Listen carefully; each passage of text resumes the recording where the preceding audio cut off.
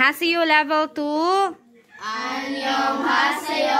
Okay, for this morning, you're going to have the formula for the following shapes. Okay, so each of you will share to your classmate the formula.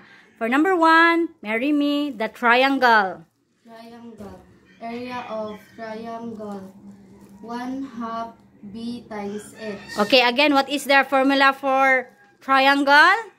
Area equals 1/2 b times. Okay, let's have Jed. Area of? Circle. Okay, area of circle. Please show your classmate. Pakita sa classmate nimo. Area of circle. Pi r2. Pi r square. Again, unsay area of circle? Pi. r square. Okay, let's have Joanna. Area of square. Area equals side square. Okay, A equals S square. Okay, let's have Sophia. Number 4, rectangle. Area equals length times width. Okay, let's have Algin. Rhombus. Area 1/2 d1 dito. Okay, let's have Jillian May. Trapezoid.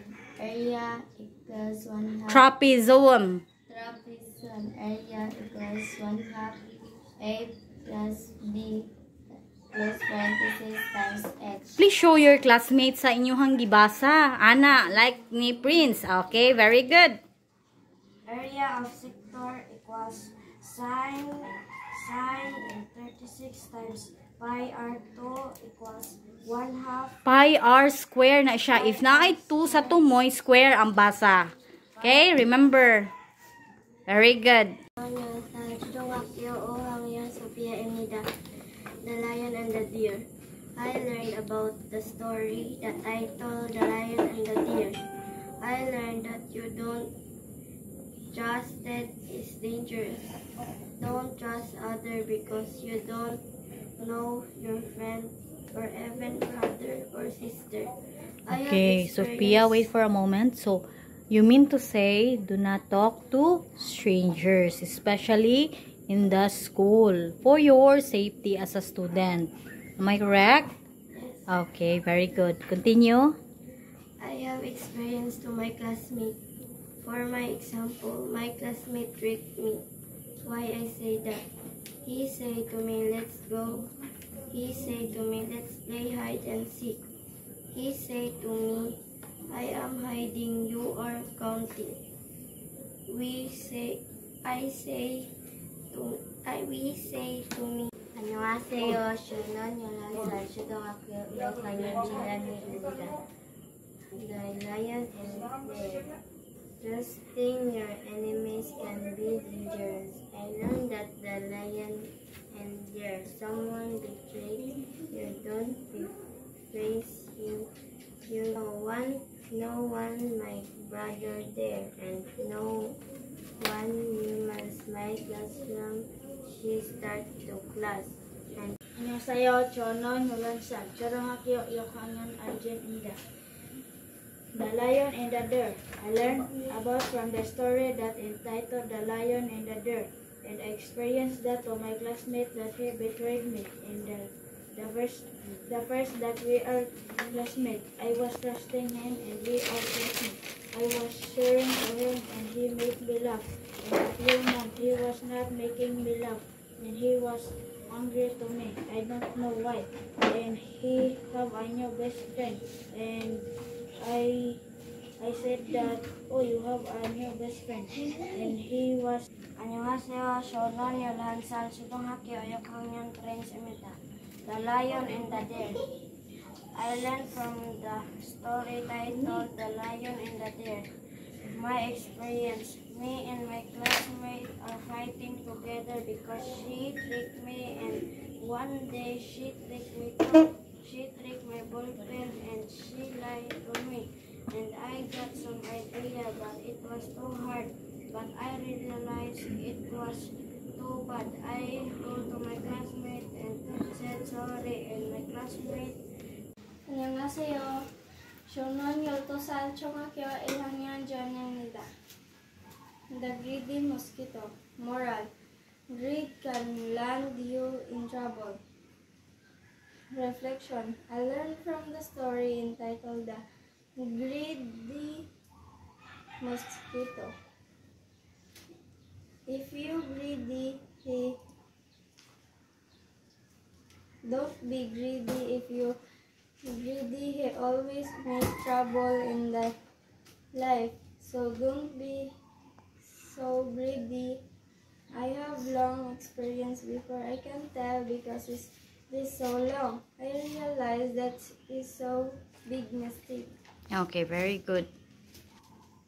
안녕하세요. 저는 14살 중학교 1학년 전입니다. The greedy mosquito. Moral. Greedy can land you in trouble. Reflection. I learned from the story in the title The Greedy Mosquito. Don't be greedy to someone who give to you a food or things, because if you don't give them a food or things, your karma is coming to your life. I experienced that before because I'm so greedy to someone. If someone want my food or things, I don't give them. So my karma is already coming because some people give me their food or things and I did give them my things. 안녕하세요. 저는 12살 중학교 2학년 집입니다. The greedy mosquito. Moral. Greed can't land you in trouble. I learned from the story entitled The Greedy Mosquito. Is like my experience. The mosquito is buzzing me and he slapped the mosquito.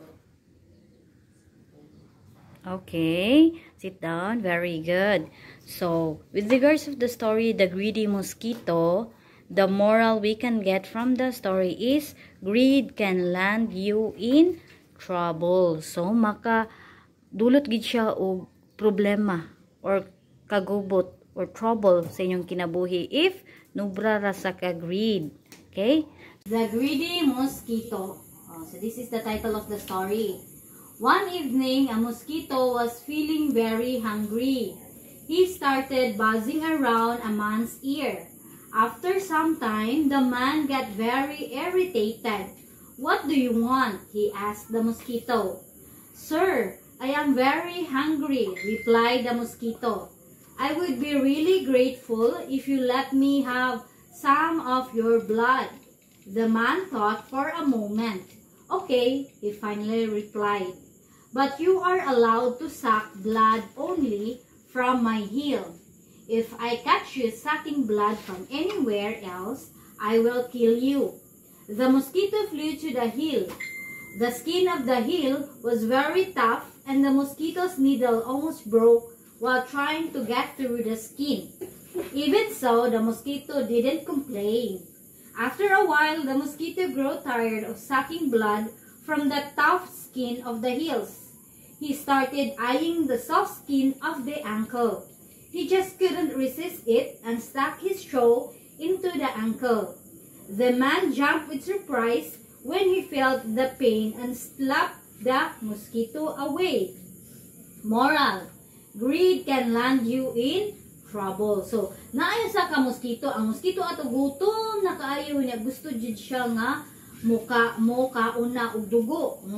Dayon, nagsige siya hadyong-hadyong sa dunggan sa katong lalaki. Yan nihangyo siya, "Gutom na kayo ko, sir. Tagain taon ko og chance nga makainom sa imong dugo." Unya, magpasalamaton kaayo siya if musugot ang katong lalaki. Unya, sugot ang lalaki pero doon na siya kondisyon ni anak siya nga dapat atura kano sa iyahang heel. O, sa yan diri. E nga naman, gahi man na dira kay kubalon man na dira, so dira ni gipapaak kay para di niya kay di kay siya ka-feel sa sakit ba na sa sa paakong taglamok or di katol. So ato yung malagpak jud. Nya mo to nagsugod nagkaon or inom ang mosquito dito sa heel. Dayon napulan siya sa kagahi siya, kagahi ba ani mangitatag ka ng humuk-humuk bi, humuk-humuk nga dapit. So naibog siya dito dapit sa angkol kay humuk man dito. gipaak niya ang tao. Unya, nasakitan ang tao. Ihatagan ni kondisyon nga ayaw jud pag adto og lain sa hil ra jud ka mo paak. Kung mo adto ka sa laing nga parte sa akong lawas, lagpakon ti ka, patyon ti ka, na siya. So wala niya nabuhat ang iyahang promise. Kay gipaak niya dito sa ankle, dito sa soft skin. So mao to, tihagpak siya sa tao, namatay siya. So unsa man ang lesson sa story? Greed can land you in trouble. So if greedy ka, sabot na example na kakugan ka, sakim ka, mo na higayon nga maproblema ka, maka adto ka sa mga dili maayong buhat. So unsa may example ana? For example, nya daghan kag kwarta gusto ka mo palit og mga makaon. So palit ka didto, nya nangayo nimo wala mo tagai hala. Ni palit na po kag banana Q, ni palit na po kag cholulot, ni palit na po kag ang sana mangga, ni palit na po kag ice cream, daghan gipalit. So greed na ang tawag ana nya imong classmate igutom wala mo tagahin. So ang resulta nagsakit ang imong tiyan. So greed ang tawag ng magsakim na kay ka ba imbis na kay imuha gusto pa jud ka masigig kuha. So ang trouble nga nakuha niya ato nasakit iyang tiyan na CRCR siya nag-LPM siya nag-diarrhea. So example siya sa greed. Okay? So sa inyo ha base na mo yung mga experiences with regards aning greedy. Okay? Being greedy can lead to trouble. Okay. So, pwede ninyo i-write sa inyong notebook ang reflection.